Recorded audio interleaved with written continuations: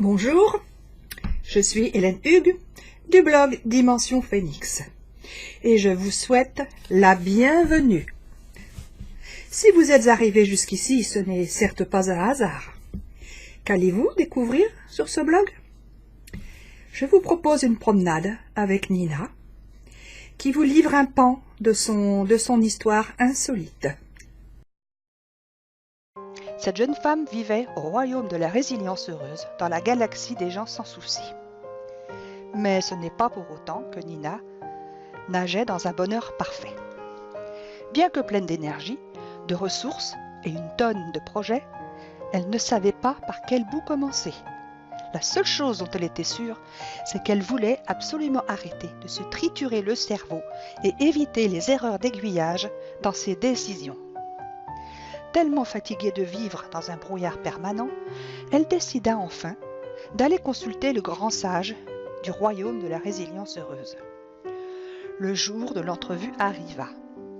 Nina déversa son panier débordant de questionnements, de doutes, je ne vous dis pas, un vrai bazar. Le grand sage, après un instant de réflexion, invita Nina à le suivre dans la tour secrète du royaume. Telle ne fut sa surprise d'arriver dans un magnifique salon où différentes portes aux couleurs de l'arc-en-ciel, aux enseignes lumineuses, attendant d'être ouvertes. Le grand sage invita Nina à les ouvrir les unes après les autres. Nina ouvrit de suite la porte jaune étincelante avec son enseigne « Accueil ». Elle découvrit de suite qu'elle avait l'opportunité d'être accompagnée dans sa quête de bonheur. Elle savait que son potentiel devait être canalisé, réveillé, pour qu'elle puisse donner le meilleur d'elle-même. Soudain, la porte verte se mit à biper pour s'ouvrir sur les piliers de la Renaissance. Chaque pilier avait sa thématique sur un point précis du développement de soi. Nina comprit vite que tous ces chemins étaient imbriqués les uns aux autres et complémentaires entre eux. Un grincement se fit entendre.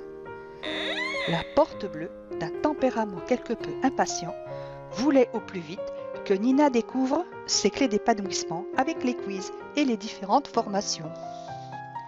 Nina, se laissant aller à flirter avec la porte bleue, sursauta, car un soudain coup de tonnerre retentit. C'était la porte rouge qui s'énervait. Mais qu'est-ce que c'est que ces façons de faire? Nina laissa quelques instants mariner la porte rouge. Poussant enfin la porte, l'enseigne Blog se mit à resplendir de bonheur et offrit tous ses trésors tous azimuts. À la fin de cette visite guidée avec le grand sage, Nina se sentit apaisée, rassurée. Elle savait enfin comment faire et pourquoi elle devait agir. Je vous souhaite une belle promenade. Faites comme Nina en suivant ce même chemin.